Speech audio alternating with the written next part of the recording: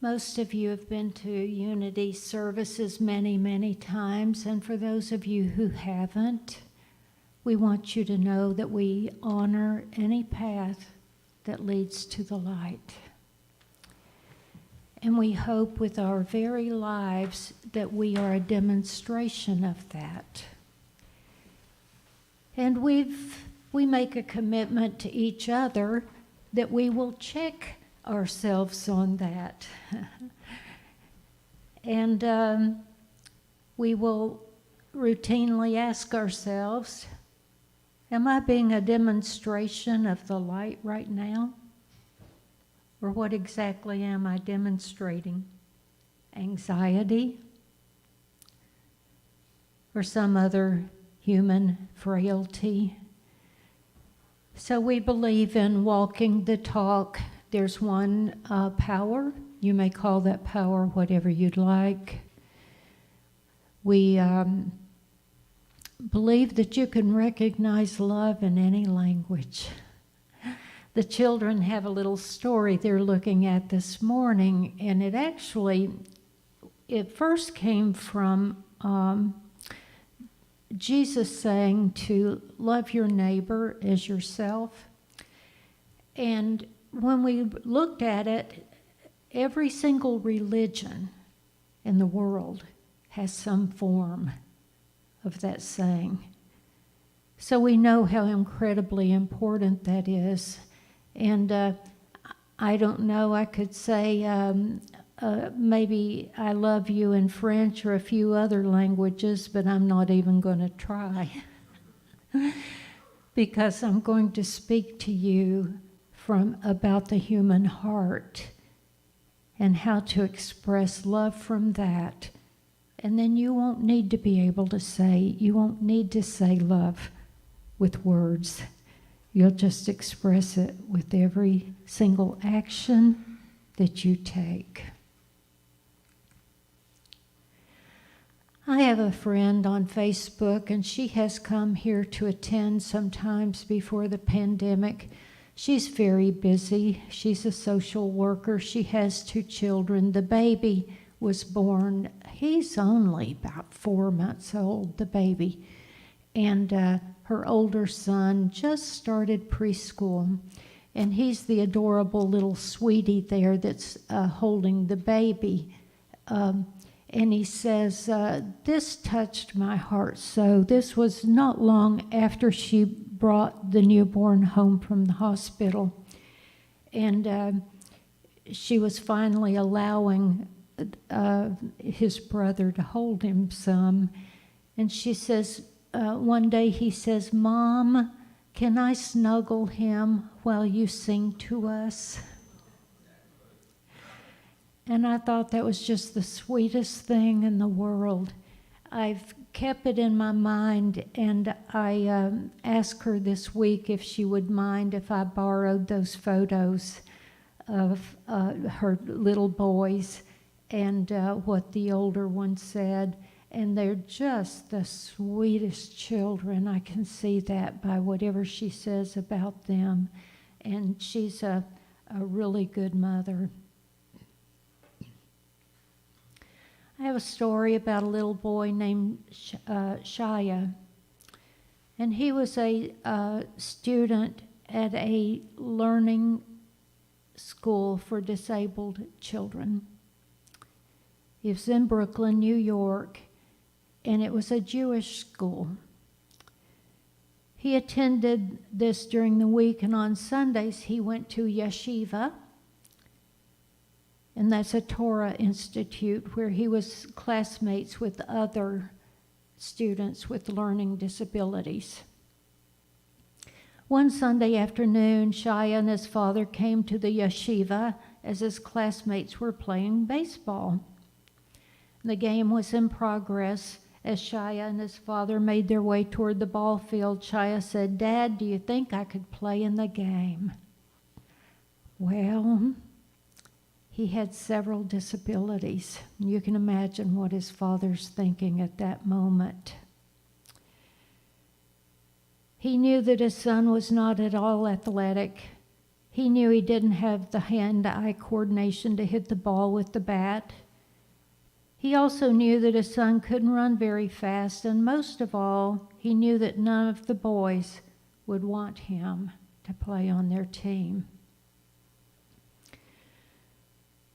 But Shia's father knew something else as well. He knew that if his son were allowed to play, it would give him such a sense of belonging, a belonging and connection, that it was worth the risk for him to ask. So he did ask. Have you ever been in a situation like that where you felt that you had some issue going on here, but you decided to ask anyway because there was going to be a benefit to it? So his father approached one of the boys in the field and asked, "Do you think my son Shia could get into the game?" The boy squirmed a bit, as you can imagine. He's a boy. Boys and girls, they're all concerned about what the other boys and girls will think of them, right? You know what? It's not just boys and girls either, is it? A lot of times it's us women and men, us adults. So it could be a lesson for all of us. He looked down at his feet, and then he looked around for guidance from his teammates. He got none. He had a moment of choice. He could open his heart or he could close his heart. And in that moment, he chose to open it to a young boy who could add nothing of value to their team. And he said, "We're losing by 6 runs. The game's it's in the 8th inning. I guess he can be on our team, and we'll try to put him up to bat in the 9th inning." Shia's father was ecstatic, and he smiled. Shia smiled broadly. He was told to put on a glove, go out to play short center field. So it was the bottom of the 8th inning, and Shia's team is up. In that inning, they scored 3 runs. They were still behind 3 runs, but they were getting closer. So now we're at the top of the 9th, and the other team goes to bat and scores nothing. So now we're at the bottom of the 9th inning. Shia's team scored again, and that run put them only 2 runs behind. Can you imagine the excitement? 2 of the batters on Shia's team strike out, but the next 3 batters get on base. So here's the situation.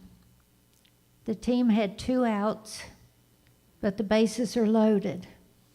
In other words, the potential winning runs are on the bases, and guess who was on the lineup to bat? Of course, Shia. Of course. Who else? So his father held his breath. What would they do?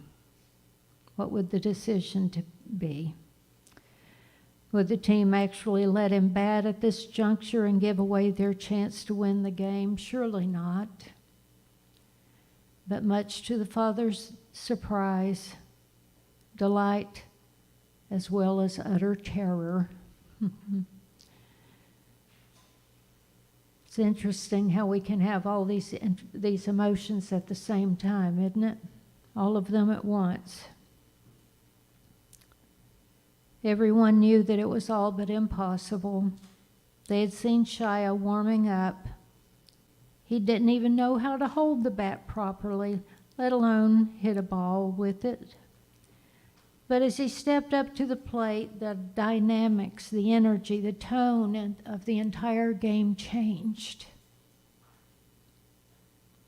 The pitcher moved a few steps toward the home plate. And rather than sending a fastball or a curveball or a slider or a knuckleball or any other type that he could clearly do, and Shia would have zero chance of hitting. He lobbed the ball in softly to Shia. And despite the gentle lob, not surprisingly, Shia swung clumsily and missed.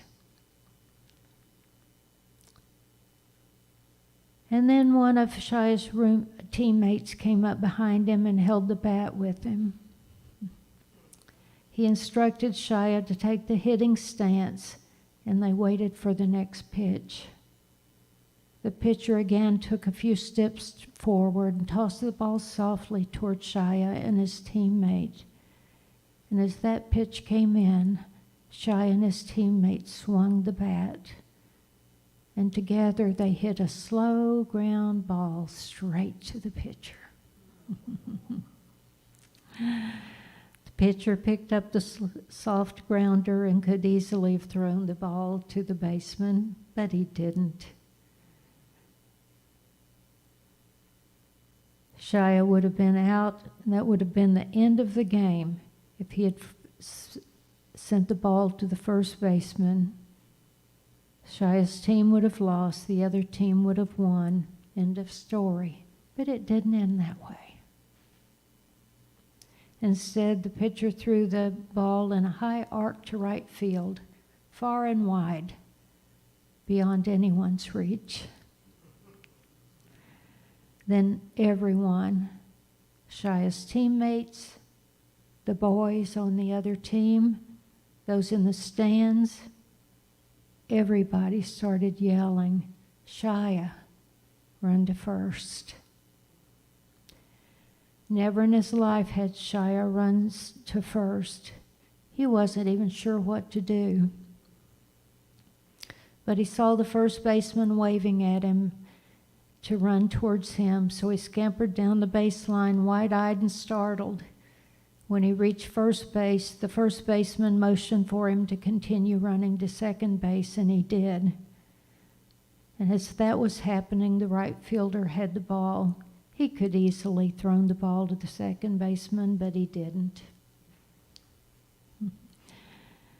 Right fielder understood what the pitcher's intentions were, so he threw the ball high and far over the second baseman's head as everyone yelled, "Shia, run, Shia, run." He ran to second. He ran to third. And he deliriously circled the bases toward home. As Shia rounded the third base and ran for home, by this time, everyone was running, standing, "Shia, run home, Shia, run home." He stepped on the home plate, and 18 boys from both teams encircled him. And in a highlight of young Shia's life, they lifted him on their shoulders and made him the hero of the entire game. So why did I tell you that story? To manipulate your feelings? Yeah, a little bit. Sometimes it takes that to reach our hearts.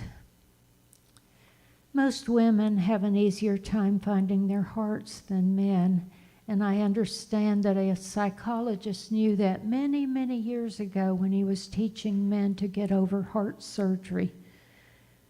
He said, "Okay, if you don't feel like you can reach your heart, do you have a photo of someone you love in your wallet? Perhaps your wife, a child, a grandchild. Pull that out. Now tell me what you feel and where you feel it." Well, of course, you feel it right here in your heart. And I have another little story. It's about the little boy that fell into the gorilla cage at the zoo. And it just so happened that there was a mother gorilla there that had just had a baby. And she saw the plight of the child lying on the concrete. And she understood that this child was hurt. So the mother gorilla put down her own child and went over. And of course, all the spectators were scared to death. They didn't know what was going to happen. The mother gorilla picked up the child, held it in her arms lovingly, and walked over to the gate and waited for someone to open the gate so she could hand it to one of the gatekeepers so the child could receive care. I began this by saying love in any language. It's a demonstration, isn't it? It's not just words. It's a demonstration that comes from the heart. And however you feel that you can demonstrate love, do that. Whether you're speaking in the language of French, to I love you. Whether you're speaking Portuguese, Spanish, English, whatever the language. It might even be gorilla-ese. I don't know. Speak with love all that you can.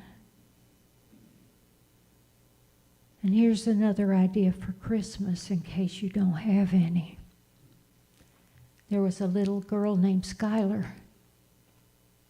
And she was just a tiny little girl, but she kept hearing on the news about these organizations that were looking for gifts for children that had no homes.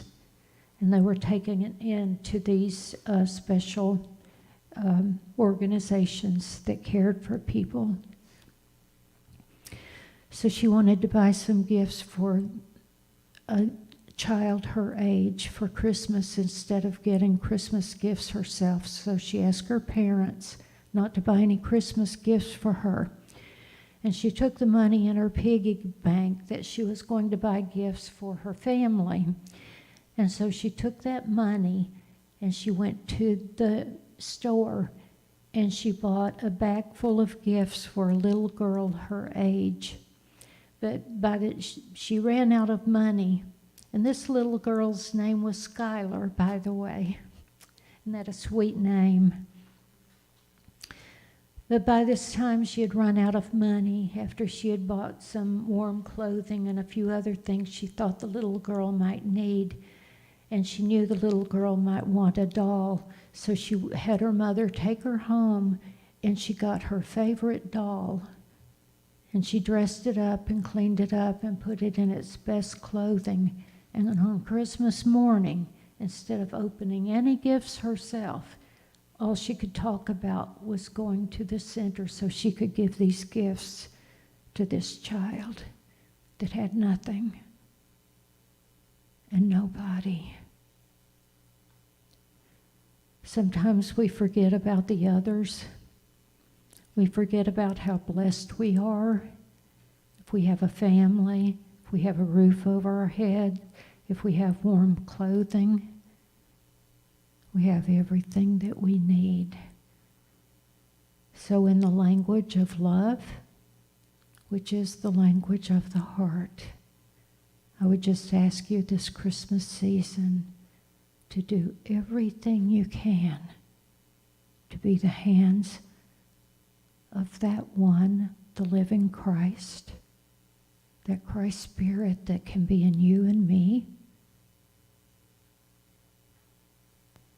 Every single day between now and Christmas. It only takes 7 days to form a habit. So by then, you will have formed the habit of doing that all year long. I thank you for being here today. I thank you for bearing with me sitting in this chair, which feels a little silly. But we're here and we're serving. And that's all we're required to do, is to love and to serve. And I hope you'll do that with me. Thank you for your time.